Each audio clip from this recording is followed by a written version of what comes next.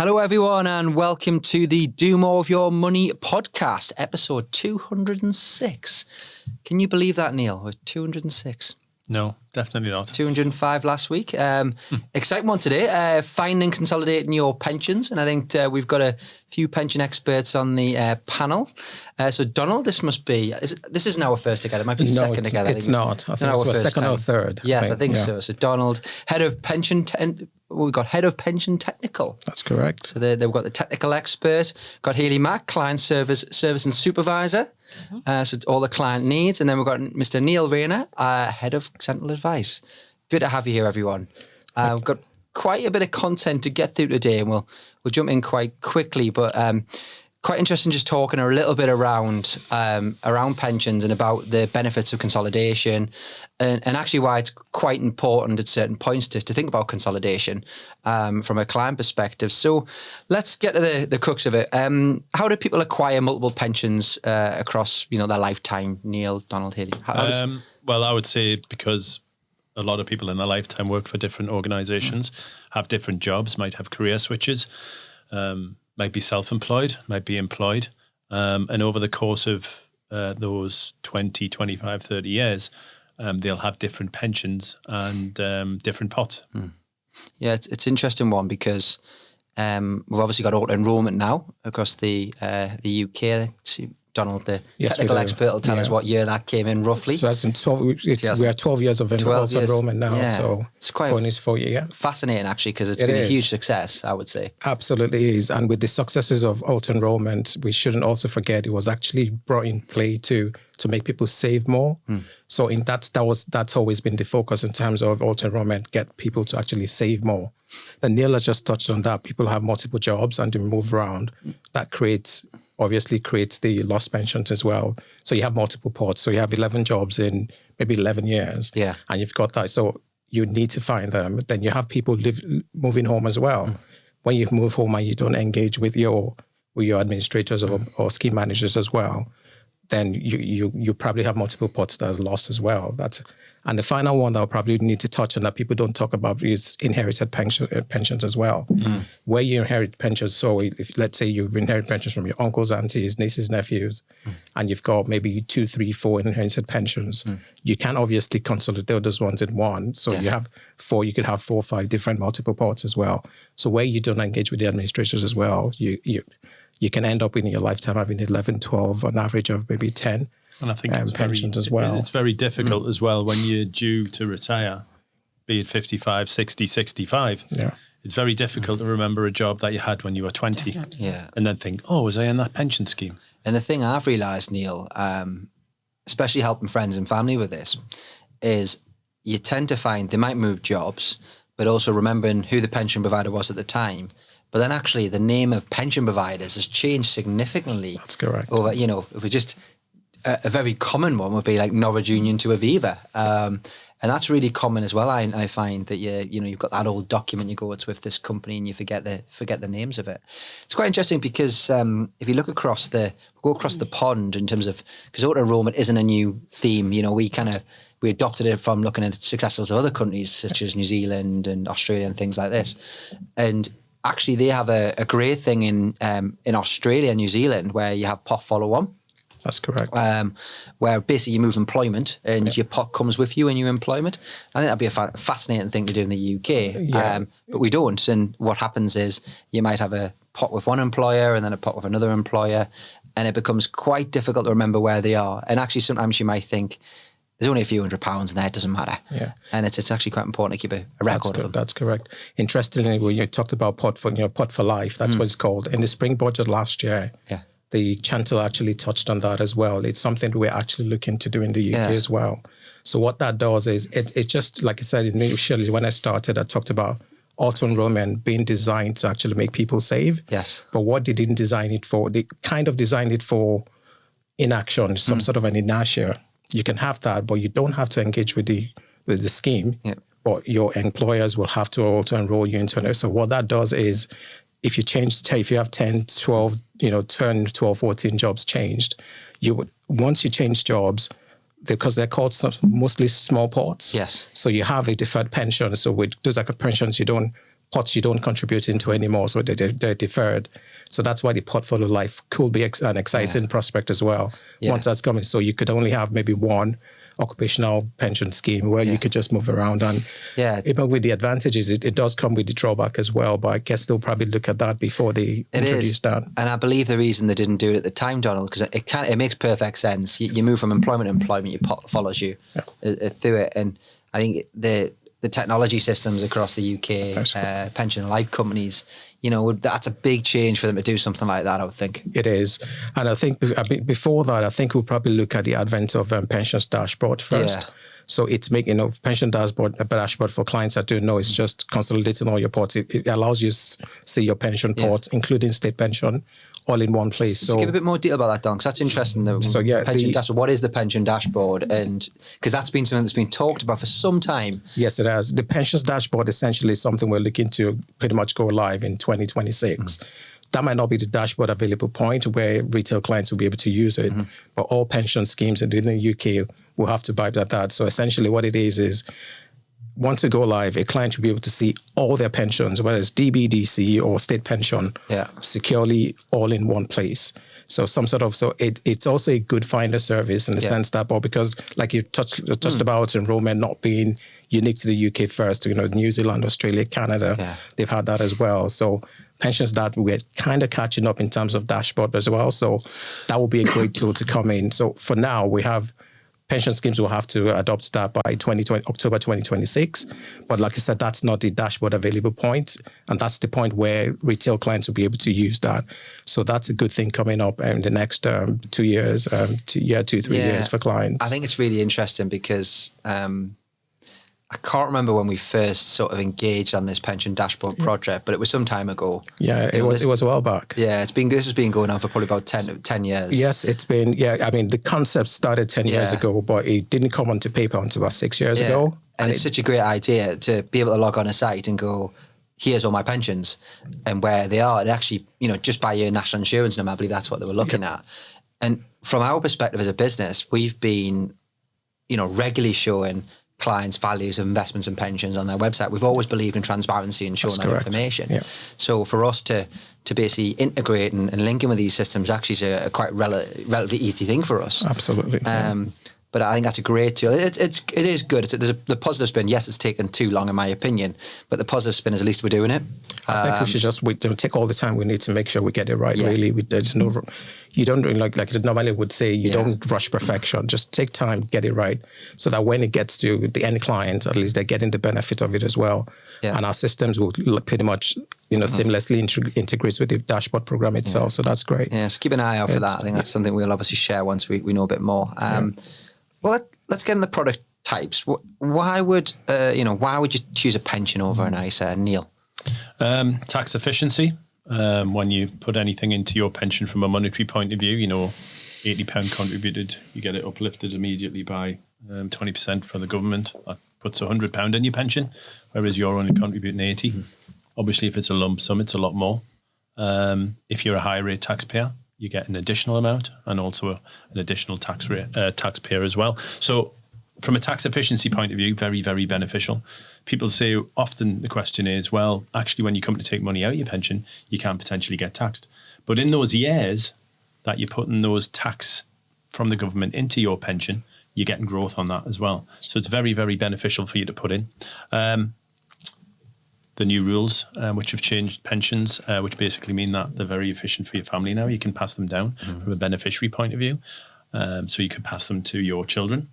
And then also you could pass them to their children as well. So they're a really effective planning tool. It's a great one, isn't it? I think I always say this a lot on these podcasts, but you associate a pension with a product that's designed for retirement, provide me an income at retirement, and that's always the case. But actually, it's a great product for sort of long-term planning and looking at who you want to inherit your money at some point. Because basically, up to the age of 75, they're going to get that pension tax-free. And then after the age of obviously 75, it's obviously income tax. And as we've talked about on the previous podcasts, pensions are outside of your estate for inheritance tax.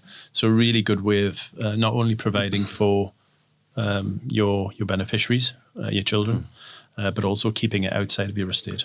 But I think I totally agree, Neil. And I think that what I would say is, kind of a question we've got here is, well, pensions versus ISAs, which we've discussed many times here. Yeah. Go to YouTube and search pension versus ISAs true potential. You'll see a few podcasts around that. And I'm still stand by the areas, as long as you're saving.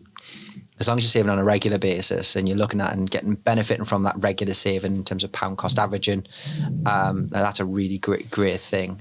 There's definitely advantages to both products, and that's why you can use your financial advisor of what could be the more beneficial product for you. Yeah, plus you can put more into your pension nowadays, 60,000, which is the maximum, or 100% of your relevant earnings. But, the previous allowance was 40, which was still relatively high, and obviously double what you can put into an ISA. So, the main thing would be tax efficiency. But I would say probably as well, you do have carry forward. So if you haven't used any of your previous year's allowance, you can also fill that up and put quite a bit into your pension, and also receive tax relief. Yeah. And if you're looking at an auto enrolment pension in particular, we've talked about contributions from yourself, uplift from a tax point of view from the government, and also your employer putting in. So really a good way to build up your future pension provision. I think just before we kind of move on, another area that I speak to clients a lot about when you speak to directors of limited companies, and specifically maybe own business owners, so clients of ours that own their own business, pension's a great way of effectively getting money out of your business and popping in as an employer contribution, which will reduce other taxes. So that's something that we kind of see a bit of, Donald, don't we? Yes, for tax liability, especially for directors or any person, if you own your own business as well, and you want to make sure that you take some funds away from the company into a tax efficient environment, that's also one thing as well. Now, we talked about in terms of pension being a product, it is actually a long-term savings product. Yeah. So you're right, it is. And that actually also provides another benefit, because it gives you an environment, a long-term environment for you to hopefully enjoy an investment growth. So because you've got that term to actually put in that, you can't kind of dive into it and take it out. Yeah. So pensions as a savings product provides you that longevity as well within time to invest as well. That's why a lot of people don't see. Yeah. But that's one of the benefits as well, the advantages of using a pension. And also as well, it's a good point. Most people can't afford to put in £60,000 as a maximum every year, or the majority of their earnings. So because it's a long-term product, and to tie in with the state pension, whatever your retirement state pension age may be, 66, 67, 68, you'd probably want to take that income either just before or when your state pension hits. And as people are living longer, then it's as Donald said, it's a long-term investment. Yeah, and Jamie, you're right. The background really is, as long as you're saving, and it's good thing is for us, a savings plan starts at £1. Yes. Yeah. So you don't have to have a lot of money to do that. That £1 that you put away gives you 20 pence somewhere in a pension, and just drip feed. Yeah, and you cultivate that culture as well. When you start with little, it's easier for you to put more money there if you don't. But if you don't start it, then you don't have it at all. It's a fascinating subject that I've read a few books around, where you find a lot of people tend to think about the way of making money is you need to understand, should I put it in an ETF? Should I put it in a portfolio? Should I invest in the stock market? They look at these sorts of things, but it's actually probably irrelevant in terms of the way of making money is what's in your control, which is what you can physically save. And if you concentrate on that area, because actually the chances of the percentage growth difference of 1 or 2% of looking for a different type of place, it's actually the putting money in your product is something you can really control. Yeah. So it's fascinating. And what is also fascinating is the actually amount of, I've got a quote from FT Advisor that there's an estimated 26.6 billion in lost pensions, made up of around 26 billion pounds, made up of about 2.8 million forgotten pots. That is unbelievable. That's a huge amount of money. That is massive. I mean, that's 2.8 million of pension not tied to the right owners. Yeah. I mean, 26.6 billion. So the Pension Policy Institute actually did the survey, and that was last year's survey. And in 2021, it was actually 14 million. So you could see in 2 years, massively went up. It is massive. And we're looking at hopefully hopefully by November, December, we're probably looking for another one for 2024 as well. So for 2023. So we're talking about massive numbers. This is people's money. So that's a staggering statistic. It is. The difference, honestly, the pension, the difference it makes, it makes a whole lot of difference whether you look at it from pre-retirement or post. For you to achieve your savings goal pre-retirement, and whether you actually have that disposable income post-retirement, it's all about actually finding that pension and what you have. Start saving. If it's lost, find it and consolidate where you can. Yeah. And it makes a whole world of difference, really. That was one thing I was shocked about, to be honest with you, when I first started looking into my own pension, is how much you actually needed on retirement. Yeah. But that's one of the massive things I think that auto-enrollment's helped with, because you're kind of starting from, 22, you're automatically enrolled into the pension.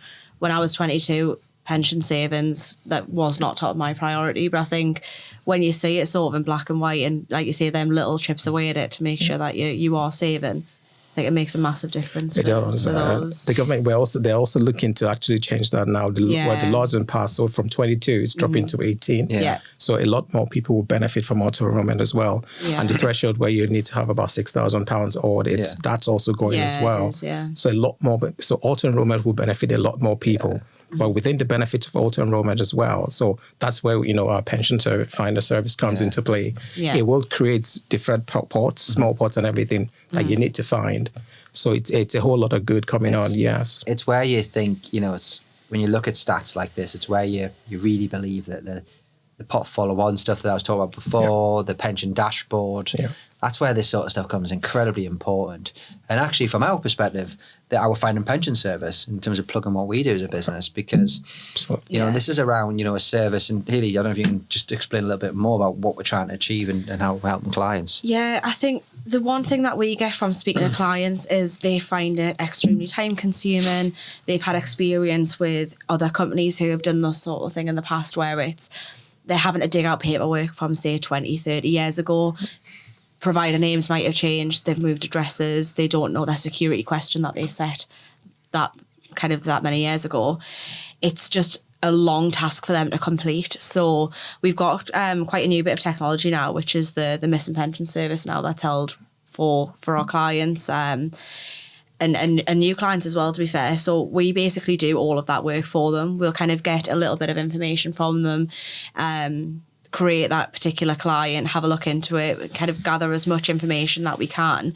But we do kind of all the legwork with regards to going to the different companies and making sure that we've got all of the relevant information. So it takes that sort of pressure off in that time-consuming task that clients have sort of put off for quite a long time.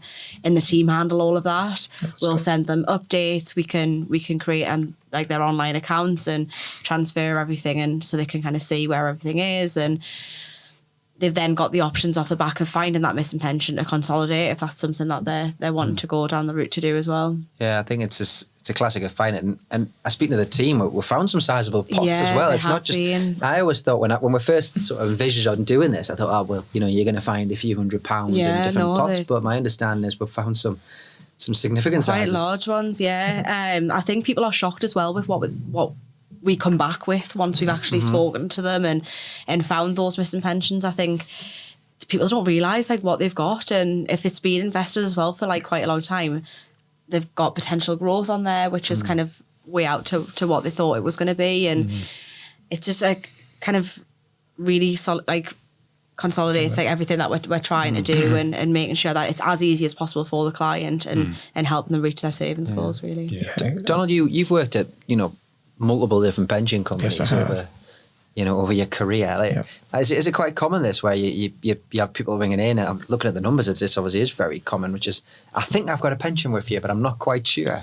Well, that was how we started in terms of the government finding lost pensions. Yeah. So you have a form that you need to send out, and you probably just call into, I've got a pension with you. Yeah. So and you probably, what's your name? You start with the name. Yeah. If you have your ID or your badge number when you walked with us, it's kind of easy with us, easier to find. Yeah. So it's a lot tedious to actually find that. Yeah. So when Haley touched about it, I think the beauty about it is where you have a scheme manager like us actually doing everything for you. It does, the first thing it does is engagement. You're engaging with the clients. Yeah. So the ones you've had in the past where I've worked is we try to find it, Yes. but we don't find anything. So what happens when you don't find it? It stops. Yeah. So the engagement also stops as well. So it's not just starting to find it, but where ours is technology driven. So from the get-go, we engage with you.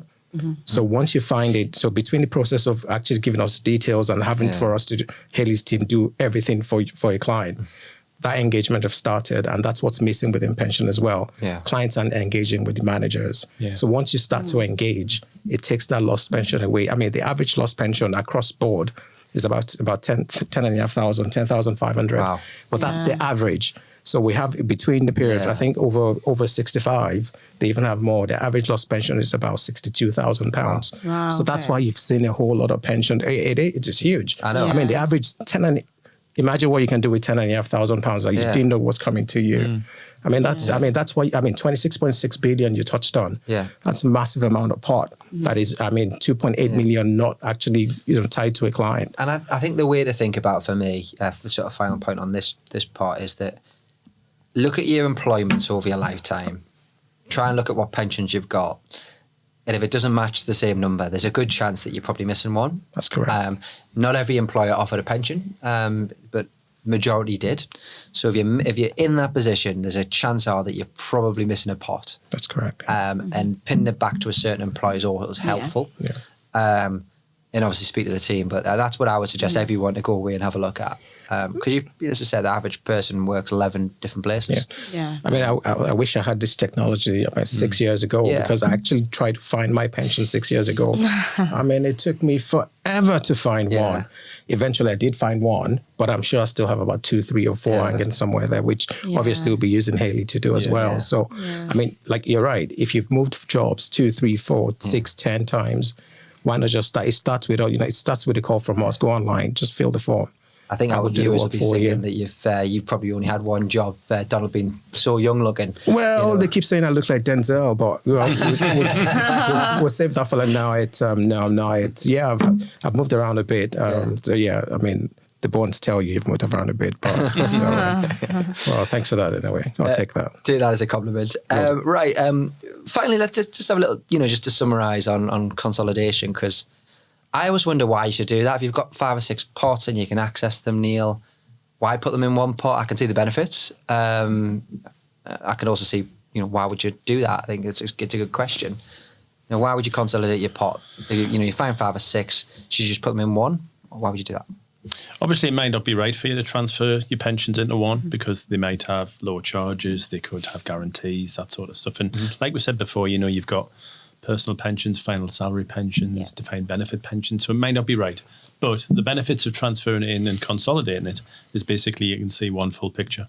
You can see a monetary amount, which then, even if you speak to one of the financial advisors at True Potential, they can tell you what you can anticipate to have from an income point of view on retirement.